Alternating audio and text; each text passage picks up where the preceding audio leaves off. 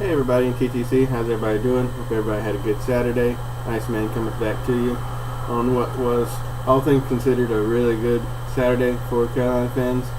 So let's go ahead and get into this. Of course, we got the win over Vandy, 48-34, which is about what I was expecting. I said that we'd win.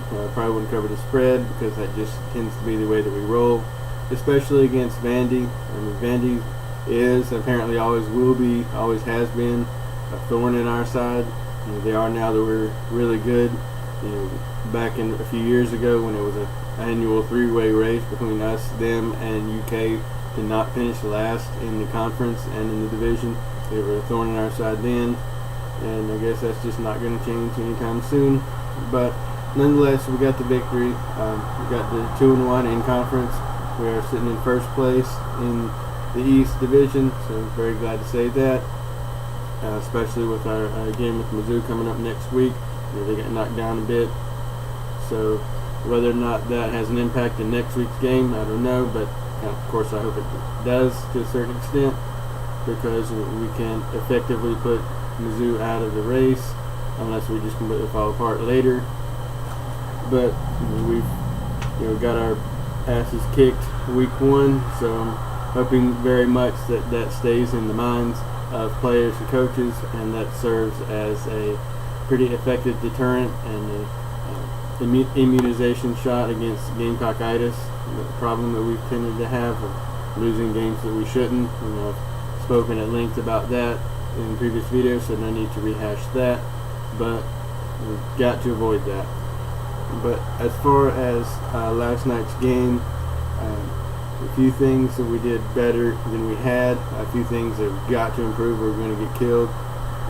Those are the stories of the game. Of course, with the kickoff coverage, that just kind of makes me want to pull out my hair.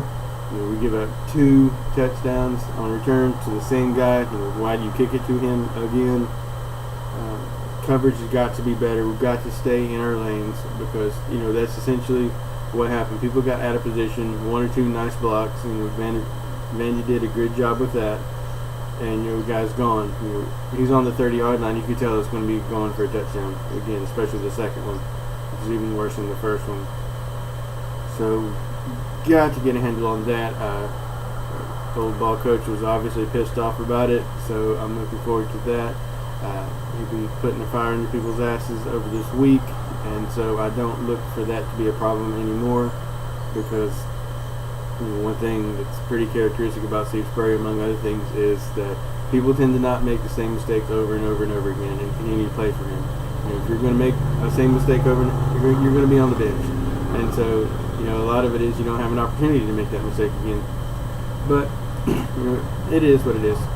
So running defense got gouged again. I'm not happy about that. I thought the scoring defense played significantly better. Granted, this isn't the best team of our schedule that we're playing against, but improvement is improvement. Of course, as I said, those 2 kickoff returns were not the defense's fault, and also they had a last-minute touchdown in the final seconds in garbage time. So take that away, that's 21 points off the board. So you're talking 13 points that the defense actually give up. I'm pretty happy about that.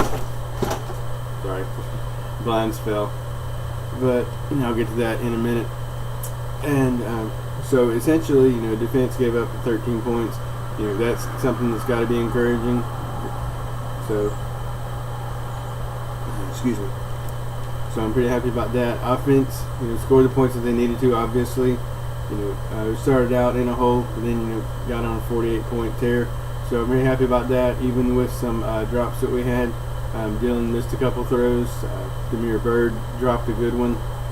That probably could have been a touchdown. But nonetheless, we made the plays that we needed to, so I'll take that.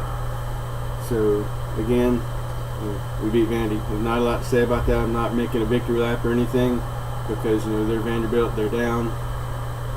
But nonetheless, it was still very good Saturday for Carolina fans. Of course, Florida was defeated in actually record fashion for them, all-time record for yardage given up, and some other things that I think will probably be kind of demoralizing to Florida's defense in a certain way. I hate to see that, mainly because I have a lot of respect for Gator Boo on here, but I mean it happened. So we're sitting in first place in the East. Very glad to see that. So I hope we do better playing from first place than we have past couple seasons. But we're in good position, and of course, another thing making a good week for Carolina fans is that Clemson lost. I was kind of hoping that they would go to Tallahassee and get embarrassed, but it's a close game. They end up losing in overtime in heartbreaking fashion. So I'll take that too. But that's pretty much all that. That's not all I wanted to say. I wanted to go ahead and give a good bit of props to Mississippi State for their win at LSU. LSU is very, very young. They may not be quite what LSU normally is, but nonetheless, going into Death Valley and beating LSU at night is nothing to sneeze at. Something that we've probably never been able to do. I think we've only won there once, and I don't think that was a night game. Last time we went, we came pretty close and played a really good game, but we came up short. And that game ended up with LSU scoring late to actually make the score look better than the game was. So amazing game to you guys, Bulldogs. Give you all the props for that. That in fact is really about it. So we got Mizzou coming up. It's going to be a much bigger test. We've got to eliminate mistakes. We've got to get our kickoff coverage better. Scoring defense, like I said, improved a great bit, but it's going to have to improve even more.